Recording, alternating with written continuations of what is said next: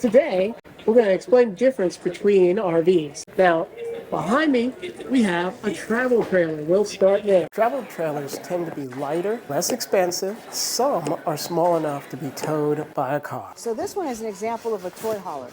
A toy hauler could be a Class A, it could be a travel trailer, it could be a fifth wheel. What's really nice about this is that you can bring your toys along with you. So if you have a motorcycle or an ATV, you can drive it right up the rear ramp and hook it up on the inside of your RV. The other nice thing about it is that you gain this patio so that when you go to campgrounds, you can put this down and enjoy the outdoors quickly and easily. And it makes a great spot for watching sunsets or even fishing if you're near a lake. Travel trailers come in all sorts of shapes and sizes. As you can see from behind me, you can get the one that is very small, or you can get larger ones. It's all up to what you want and what you can afford. Behind me is a mini one. So since the travel trailers, the teardrop travel trailers, come in many different sizes, there are many different features as well. This one over here, this really just comes with a bed and some shelving. And then if we walk to the rear, we have an outdoor kitchen. Now, this one's a little bit bigger, so we'll have some more in there.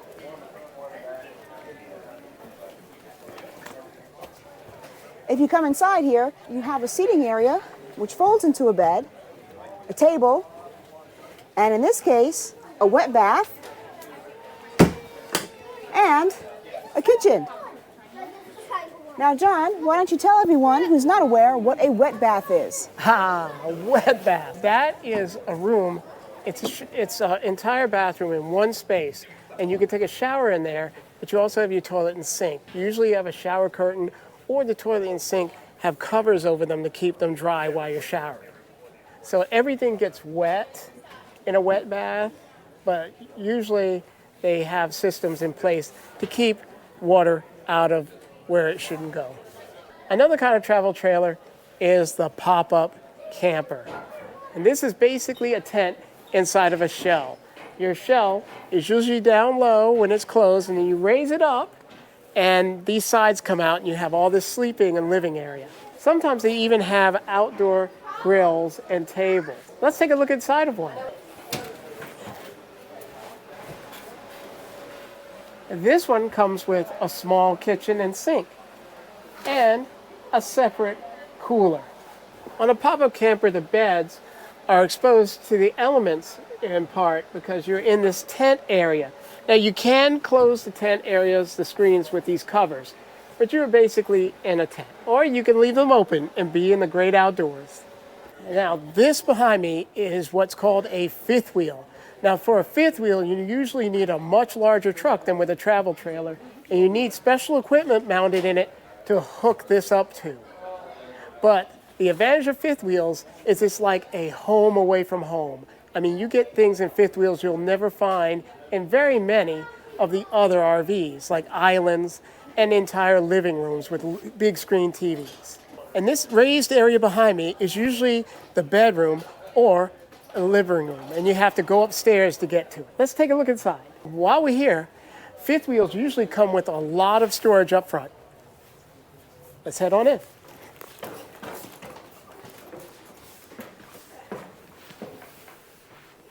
Now this particular fifth wheel is a toy hauler, and we spoke about those, and you can see back here. Offers you a lot of space for your toys, and you can put the ramp down and make it a patio. It's also sleeping space here, and this turns into 2 couches. On the floor, you'll notice it's a very hard rubberized surface, very durable, and it has tie downs all the way up to this wall. So you could tie down a lot of equipment and take all of your toys with you. Above my head, in many of these fifth wheels, in the toy hauler area, you'll have a bunk.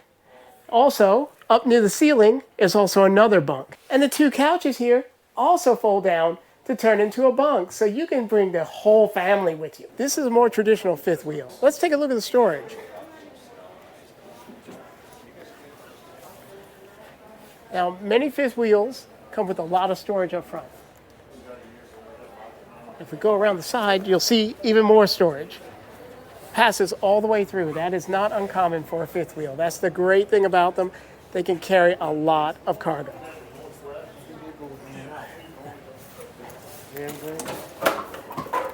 This is what I was telling you about. Fifth wheels, when you come in, are usually just like a home. As you see, we have a beautiful kitchen here with an island and a dining area with actual chairs.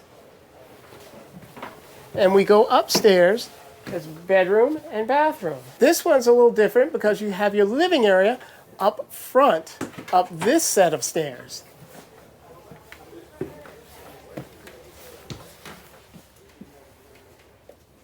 This is like being at home. Another class of RV is the Class C RV. Now, usually these are built on van chassis, in this case, a Ford E450, but any van will do. Some are built on Mercedes, which use diesel. Now, usually what these are is you have the van chassis up front, and overhead, you'll notice they'll have this over the driver's seat. All Class Cs look like this in some way, and usually there's a bed up here, but not always. So why don't we take a look at the inside of the Class C. Inside, you'll see your van front end. You'll see it looks very much like the inside of a vehicle. But once you leave the driver's and passenger area, you're in an RV. And some of these are very nice. Here's the bunk I was mentioning. It's over the cab of the vehicle. Now, like I said, not always will you find a bunk up here, but generally this is going to be here. And if you're looking for an RV, another thing you want to consider is storage. So let's go outside and check out the Class C storage. Let's check out this storage. Now, most Class Cs also have these style openers that twist. And there is some storage, but since this is a smaller RV, there's a little bit less. They also have propane. And here's more storage. And this one is actually pretty nice because this particular model has a lot of rear storage. This is not always the case, but this one I like because of that. Another class of C is the Super C. Now these are built on truck chassis. In this particular case, this is an International. You can also have them built on Freightliner. It's just that they are built on diesel truck chassis. So they are much bigger and heavier than your standard C. But they follow the same type of design.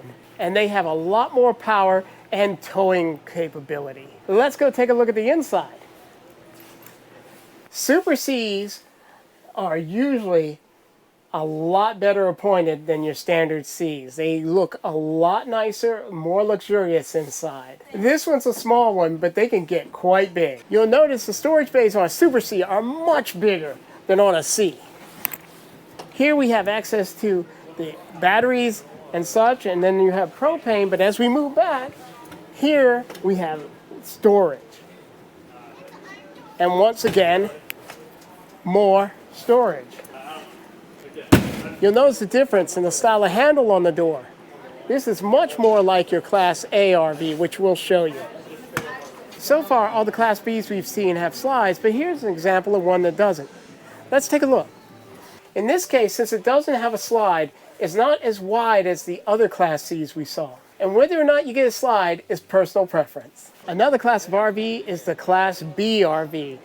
The Class B is basically a van. It's fitted out like an RV, but it's very small. Now, because these are vans, you may think it's cheaper to buy a Class B, but in reality, they often cost more than Class Cs. Let's go take a look at the inside. Up front, it's a standard minivan, and the seats do spin around on most of them. But as you move to the rear, you can see most have small kitchens, bedrooms, and a wet bath. This one even has a pop-up for an extra bunk upstairs. In a Class B, storage is very limited. Most of your storage you're going to find either under your bed or in small storage compartments.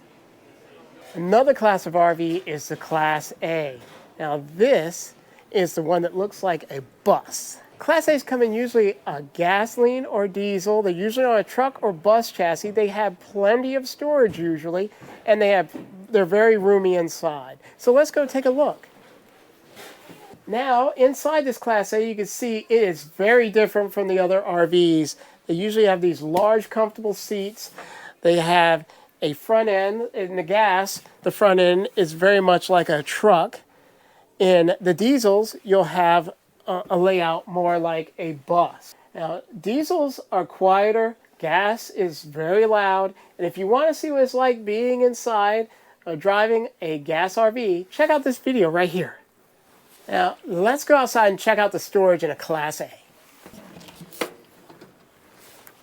Now, Class A's usually have very large doors on the outside, and they have a lot more room in the storage bays, and you'll notice that most Class A's have some sort of pass-through storage going all the way to the other side, just as this one does.